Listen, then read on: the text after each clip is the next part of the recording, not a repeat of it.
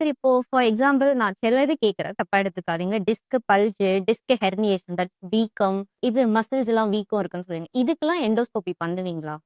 2 லெவல்ல பிரச்சனை இருக்கு அப்படின்னு வச்சுக்கோங்களேன். எங்களால எண்டோஸ்கோபிக்லாம் பண்ண முடியும்.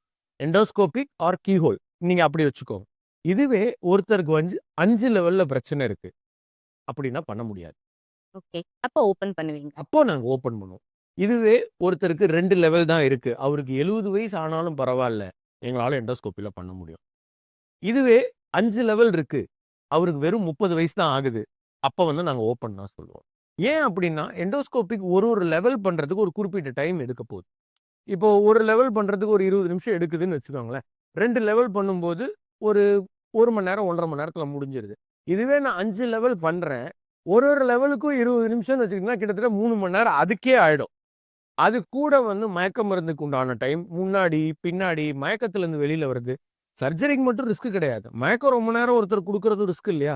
உயிரா? இல்ல வந்து நம்ம ரிசல்ட்டான்னு தேடும்போது, உயிர் தான் ஃபர்ஸ்ட். அப்படி இருக்கும்போது, எந்தெந்த இடத்துல யூஸ் பண்ணும் அப்படின்றத அவங்களோட பிரச்சனை தான் டிசைட் பண்ணும். நாங்க கூட டிசைட் பண்ண போறது கிடையாது. பிராக்சர் ஆயிருக்கு. எண்டோஸ்கோபி பண்ண முடியும்.